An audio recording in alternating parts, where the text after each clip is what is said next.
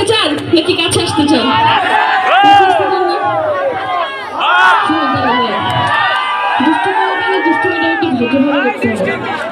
আমি এখন কর্তৃপক্ষের কাছে অনুরোধ করি, আপনারা যেহেতু ঠেলে ঠেলে ওইদিকে রাখতে পারেন, তারা আপনারা ঠেলে ঠেলে এখানেও রাখতে